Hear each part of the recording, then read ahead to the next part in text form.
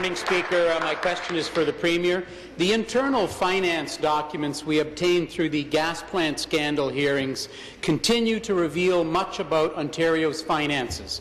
Here is your confidential advice to Cabinet. Quote, over the medium term, we have notional targets by sector that add up to the deficit numbers, but no plans to deliver on them. In a response to my order paper question this month, the Finance Ministry revealed they still don't have those line-by-line details for 2017-18.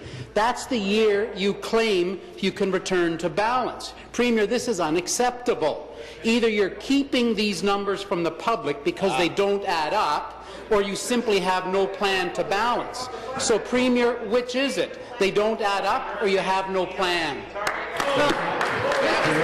Mr. Speaker, I know that the President of the Treasury Board is going to want to comment on this in the supplementary, but Mr. Speaker, just to be clear, we have a path to balance, Mr. Speaker, and in fact today the Minister of Finance is going to be talking about the fact that for 2014-15 our government will beat the deficit reduction target that we put in place, Mr. Speaker. So the other reality that and I know the member opposite for some reason likes to talk down the Ontario economy, but Mr. Speaker, what he needs to know is that all private sector economists are forecasting continued growth for the Ontario economy. RBC is projecting that Ontario is expected to top provincial economic growth rankings in 2015. RBC forecasts real GDP growth for the province to accelerate from an estimated 2.5% in 2014 to a 5-year best rate of 3.3% in 2015. And that's a quote from their document, Mr. Speaker. So we believe that there are good days ahead for Ontario, Mr. Speaker. Supplementary. Back to the Premier. Well, I'm not surprised that the number will come in lower. Your own documents I just spoke about told us that you made that number up to begin with. The troubling news, Speaker, doesn't end there. The ministry response shows you're planning on adding $1 billion in what it calls, quote, all other tax over the next 2 years. Again, Speaker, there's no line by line, just a promise in writing to wring out $1 billion in new taxes from Ontario's families and seniors. All the while, your government's made announcements in recent days, much like the $5.6 billion in new spending you announced before last year's budget. Thank you. Minister of Transportation, second time. Oh, you were too busy yelling while I was telling you to come to order.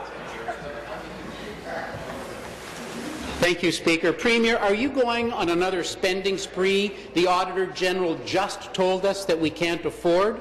And if so, what new taxes are you planning on introducing to pay for all this new spending? Well, thank you, Speaker, and thank you for the question, because I think it's a question that certainly I'm happy to talk about, given our real focus on overachieving on our fiscal targets, Speaker.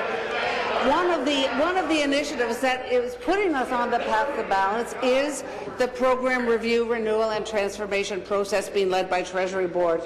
We have a commitment to review every program in this province. We are looking at whether or not it is still relevant. Is it effective? Is it efficient?